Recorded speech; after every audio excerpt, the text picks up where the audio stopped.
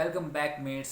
तो आज इस न्यू वीडियो में आप सभी का स्वागत है। तो आज की इस वीडियो में हम बात करेंगे एक ऐसे प्लेस के बारे में जहाँ पे हर सनातनी का ये ड्रीम होता है कि वो उस प्लेस पे जाए। और उस प्लेस को हम एक और नाम से जानते हैं, the domain of supreme lord Shri Jagannathpuri.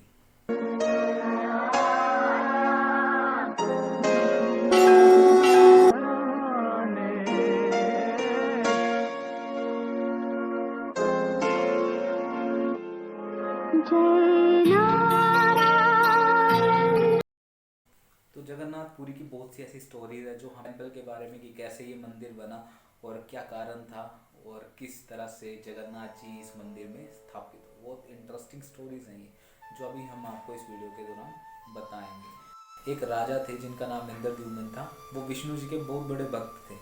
तो उनको हमेशा से ये इच्छा थी कि वह विष्णु जी के साक्षात्कार या उनके दर्शन करना चाहते हैं, लेकिन उनकी हर एक कोशिश विफल हो रही थी। वो दर्शन नहीं कर पा रहे थे।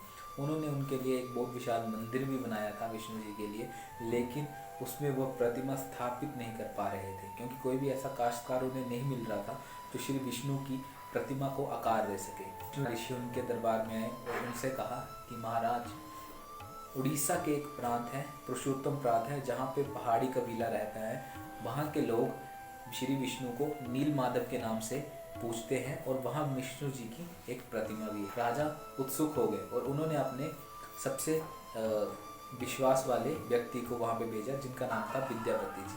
तो विद्यापति जी को भेजा कि तुम नील माधव जी का पता लगाओ। तो विद्यापति जी उसी नील माधव जी का पता लगाने के लिए पुरुषोत्तम प्रांत की ओर चले गए। जब वो पुरुषोत्तम प्रांत पहुंचे, कबीले के गांव में पहुंचे, तो उन्हें पता लगा विश्ववासु नाम के कबीले के सरदार हैं जो नील माधव की पूजा और उनके मंदिर का संरक्षण करते हैं। तो उन्होंने उनसे, विद्यापति जी ने विश्ववासु जी से आग्रह किया कि आप मुझे नील माधव जी के दर्शन कराइए ताकि, लेकिन विश्ववासु जी ने उन्हें मना कर दिया कि कोई भी हमारे गांव से या हमारे कबीले से बाहर का व्यक्ति नील माधव जी के दर्शन नहीं कर सकता। लेकिन विद्यापति जी नील माधव जी का पता लगाने के लिए कुछ समय के लिए गांव में ठहर गए और गांव में रहते रहते उन्हें सरदार यानी विश्ववासु जी की पुत्री के साथ प्रेम हो गया। कुछ समय पश्चात उन दोनों का विवाह कर दिया गया।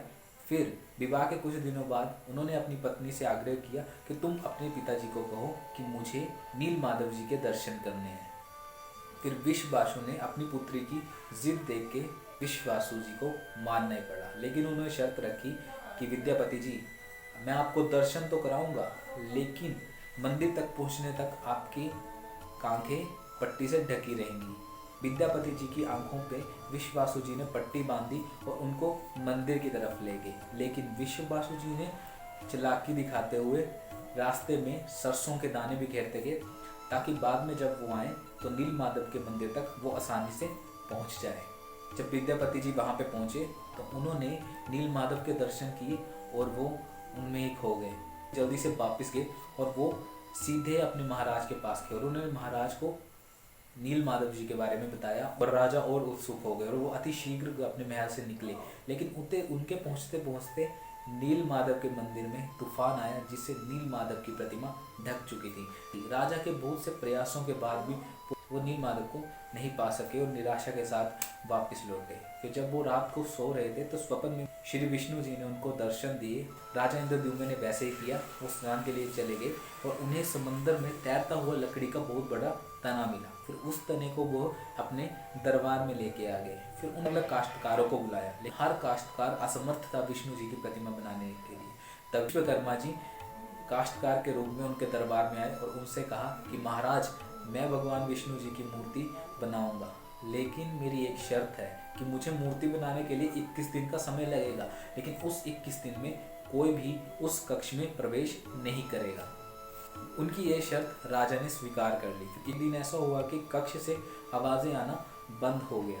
रानी को लगा कि जो अंदर काश्तकार थे वो भूख प्यास से मूर्छित हो गए हैं, तो उन्होंने राजा से आग्रह किया, जिद की कक्ष को खुलवाइए।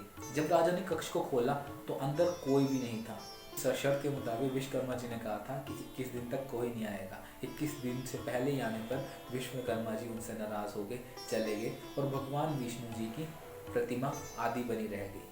फिर ये देख के राजा और भी चिंतित हो गए। उसके बाद राजा जी ने ब्रह्मा जी की पूजा की और आदि वाली मूर्तियों को उन्होंने मंदिर में स्थापित किया। और जो कृष्ण जी की अस्थियां थी उसमें एक चमकती हुई धातु थी जिनको उन्होंने जगन्नाथ जी के अंदर स्थापित किया, जो श्री कृष्ण जी का हृदय था।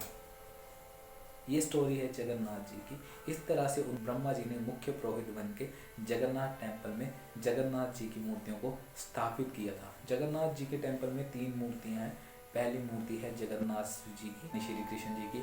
दूसरी मूर्ति है बलराम जी की, बाल भद्र के रूप में जिसको हम जानते हैं। और तीसरी मूर्ति है श्री कृष्ण और बलराम जी की बहन की, सुभद्रा जी की। हर साल भगवान श्री जगन्नाथ रथ यात्रा पे अपने प्रदेश का भ्रमण करने के लिए निकलते हैं। हर हिंदू का एक सपना होता है अपने जीवन में सिर्फ एक बार जगन्नाथपुरी जाए और श्री जगन्नाथ जी के दर्शन करें।